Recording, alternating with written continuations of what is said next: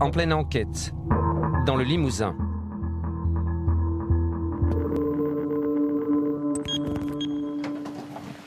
Bruno Charéron est ingénieur en physique nucléaire.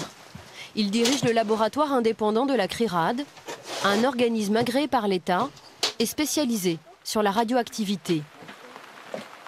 Aujourd'hui, sous une pluie battante, il se rend au captage de Saint-Sylvestre. Le responsable local de la SOR, qui distribue l'eau, et son attaché de presse l'accompagnent. L'ingénieur de la CRIRAD va rechercher la présence du radon, un gaz radioactif dégagé par les sols granitiques et présent dans l'eau. C'est moi qui ouvrirai la porte, par contre, si c'est possible. Donc là, vous n'entrez pas dedans tant qu'on n'a pas fait la vérification. La première mesure du radon dans l'air du captage va lui prendre 10 minutes. En attendant, Bruno Charéron explique les risques de ce gaz aux responsables de la source. Ça crée des lésions dans l'ADN qui sont réparées dans la majorité des cas par notre système immunitaire, mais à force d'en recevoir, le taux de réparation fautif augmente et donc à terme, ces cellules peuvent être mutées, peuvent être folles, peuvent être donc aboutir à des cancers ça peut être 10 ans, 20 ans, 30 ans après. Donc c'est pas parce que c'est naturel que c'est bon. Premier résultat, première surprise.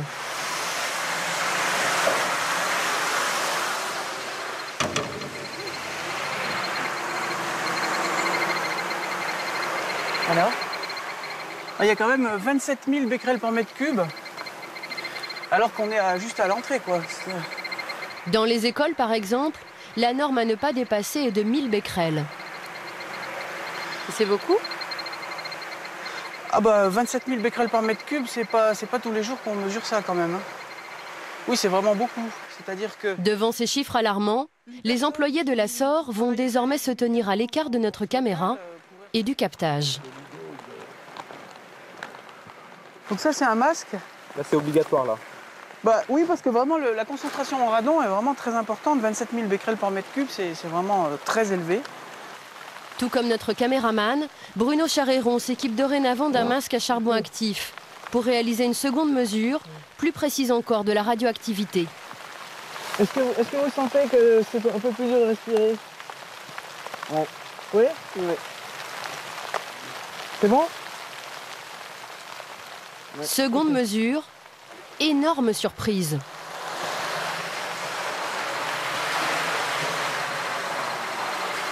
Alors là, cette fois, il y a 255 000 becquerels par mètre cube. Ah, on a carrément encore monté là. Ouais. Et 255 000, vous aviez déjà vu des chiffres pareils sur des captages d'eau?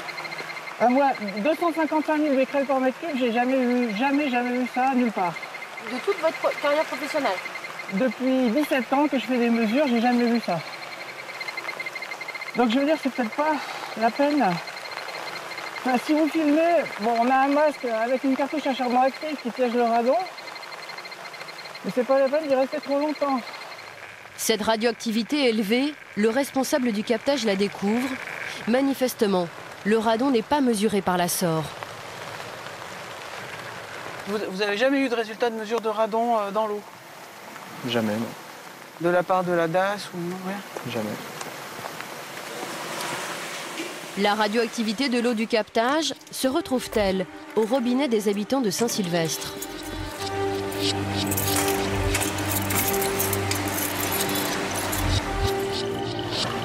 Avec Christian Courbon, un autre technicien du laboratoire de la CRIRAD, nous nous rendons chez une habitante du village, Viviane Sinclair. Bonjour.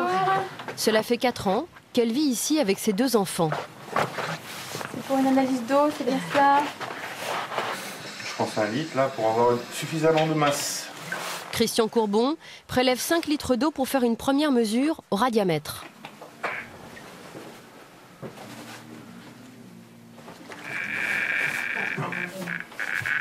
Ça veut dire qu'il y a du radon dans l'eau, quoi.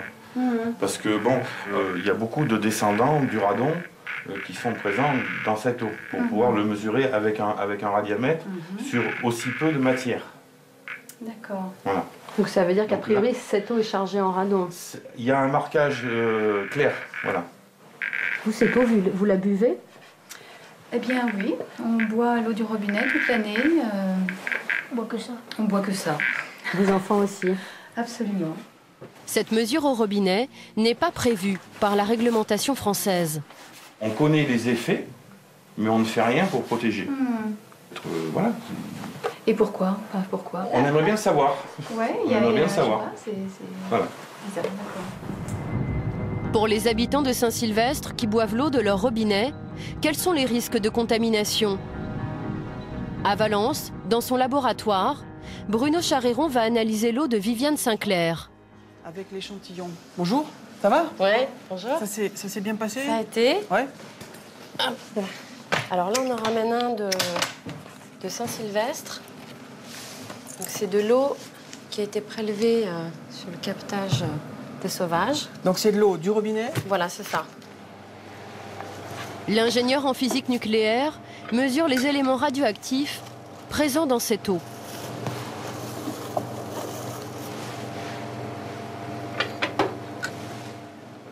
Et voici ce qu'il trouve en radon. On a une activité en radon de 312 becquerels par litre. Donc ça fait une dose sur l'année, si on prend les coefficients des Nations Unies, pour 2 litres par jour pour un adulte, ça fait plus de 2 millisieverts par an. Et pour un très jeune enfant, un nourrisson, qui consomme 33 centilitres par jour, ça fait 3 millisieverts par an. En clair, cette eau devrait être interdite à la consommation. 3 millisieverts, c'est 30 fois plus que la limite de radioactivité pour l'eau potable. Il y a une irradiation interne d'un certain nombre d'organes en fonction du trajet du radon dans le corps. Donc ça va concerner aussi bien l'estomac, les reins, le foie. Une partie du radon peut même atteindre la moelle osseuse. Pourquoi cette eau radioactive est-elle malgré tout distribuée? Tout simplement parce que la réglementation française fait l'impasse sur la radioactivité du radon. Les analyses réglementaires qui sont demandées pour les eaux potables comprennent un certain nombre de contrôles, sauf le radon 222, c'est-à-dire ces pics-là, qui sont pourtant dans beaucoup d'échantillons d'eau souterraine, en particulier dans les régions granitiques, qui sont les principaux contributeurs à l'irradiation des personnes qui vont boire cette eau. En avril 2010, le laboratoire a écrit à la ministre de la Santé. Il a demandé que la France mette en place une norme sur le radon dans l'eau, comme le recommande la Commission européenne depuis 2001.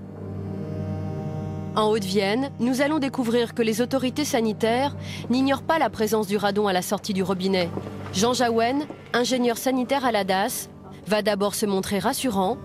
Il présente une des analyses que ses services ont réalisées à Saint-Sylvestre. L'eau est potable? L'eau est potable et répond aux normes et aux exigences de qualité.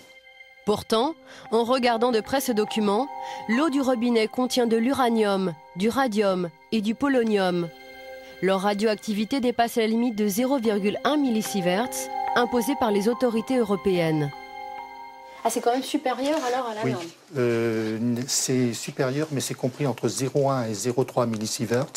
Et selon l'interprétation de l'autorité de sûreté nucléaire, l'eau peut être distribuée en état s'agissant d'une petite installation. On n'est pas vraiment tous égaux alors?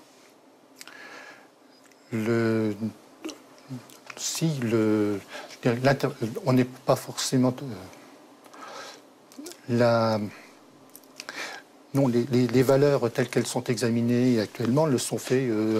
Je dirais que l'interprétation reste la même pour tout le monde en France au regard des valeurs qui sont obtenues. Un jargon administratif pour justifier une radioactivité dans l'eau potable supérieure à la norme édictée par l'Europe. Pas de traces de radon sur cette analyse. Pourtant, la DAS a réalisé à Saint-Sylvestre des mesures et trouvé les mêmes teneurs que la CRIRAD. Des mesures jusque-là restées confidentielles. Parce que vous, ce sont des teneurs qui vous ont inquiété quand vous les avez découvertes? Oui, c'est-à-dire qu'il est évident que lorsqu'on a trouvé ces valeurs, on s'est interrogé sur leur impact et on les a transmis à l'autorité de sûreté nucléaire et dans un deuxième temps à l'Organisation mondiale de la santé. C'était il y a combien de temps que vous avez envoyé ces documents? Ça fera bientôt 1 an pour l'autorité de sûreté nucléaire et 4-5 mois pour l'Organisation mondiale de la santé. Ah oui, donc ils ont eu le temps de vous répondre. D'accord. Jean Jaouen attend toujours sa réponse. Est-ce qu'il y a d'autres communes qui ont des teneurs en radon élevés? Oui, il y a quelques autres communes. Et c'est possible de nous dire lesquelles?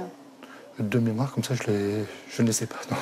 Ou éventuellement de nous montrer une liste des communes que vous avez analysées? Oui. Oui, c'est possible? Oui. Très bien.